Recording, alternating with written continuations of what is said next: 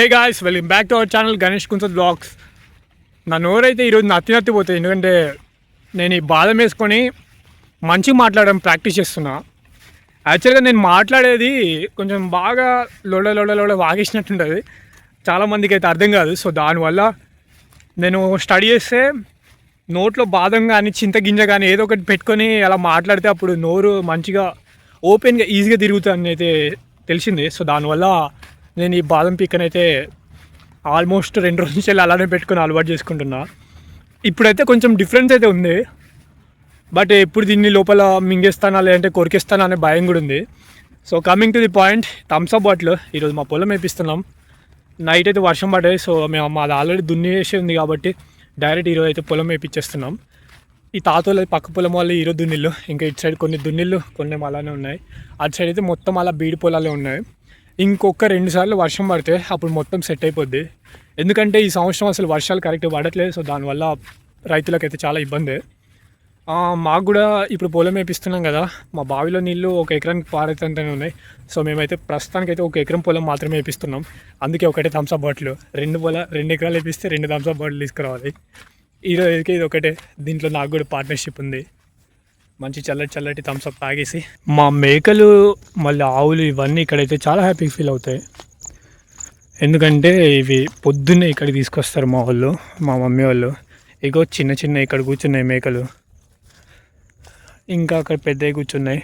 మంచిగా ఈ అడవిలో మంచి ప్రశాంతంగా ఉంటాయి. అక్కడ యూజువల్గా పొలం వేస్తున్నారు, ఈ పొలం మందే. దగ్గరికి వెళ్ళి చూద్దాం.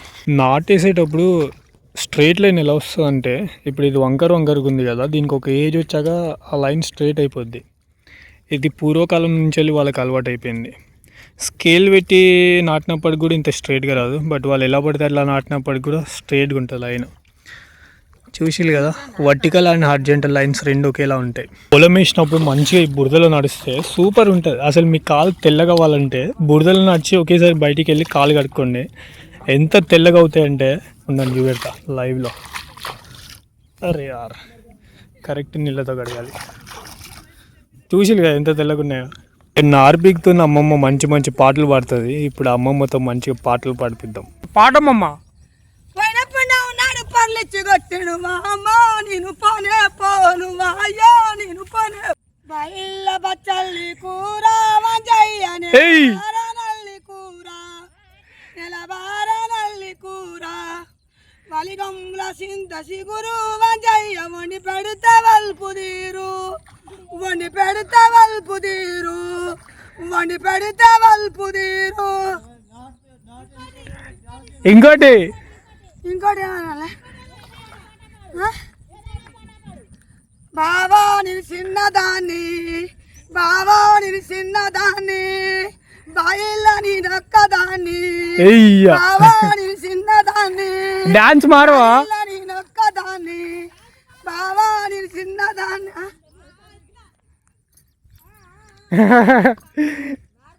నారు పట్టుకో, డాన్స్ చేయి, పాట పాడు.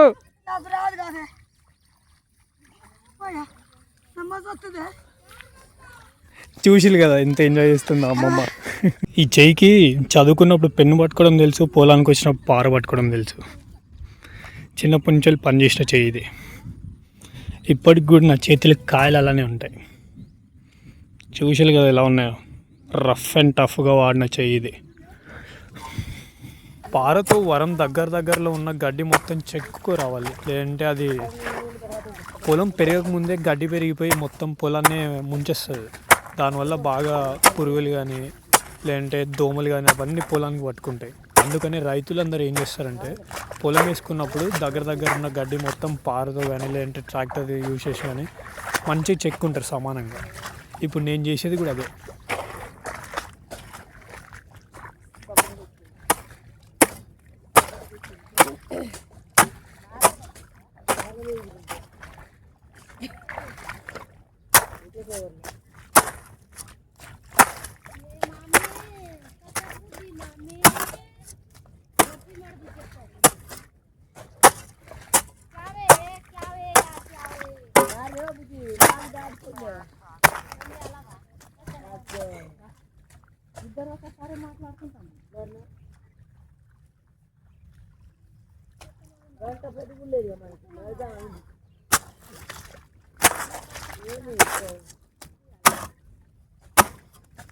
ఉన్నావు పట్టు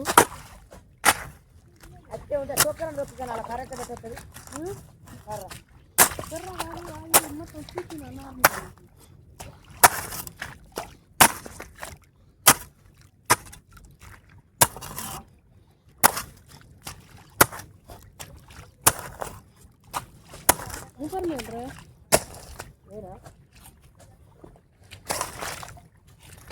పారతో వరం చెక్కిన తర్వాత నేను అది అలసిపోయినా మా డాడీ వాళ్ళు అయితే ఇంకా పనిచేస్తున్నారు. కాసేపు పొలంలో హెల్ప్ చేసిన తర్వాత మేకలను ఆవులను అయితే మేపమని చెప్పిళ్ళు. నేను ఇప్పుడు వీటిని తీసుకొని ఇటు పొలంకి వెళ్ళి మేపడానికి వచ్చిన. ఇటు సైడ్ చూసి కదా ఎంత ప్రశాంతంగా ఉందో బ్యాక్గ్రౌండ్లో వ్యూ మొత్తం గ్రీనర్నే. ఇంకో 2-3 రోజులు అయితే ఈ పొలాలన్నీ దున్నేస్తారు. ఇప్పుడు టైము 4:50 అవుతుంది. కొంచెం కిందిగా సన్ అయితే కిందికి వస్తున్నాడు, సన్సెట్ అవ్వడానికి అవుతుంది. ఇప్పటివరకు ఎండలేదు.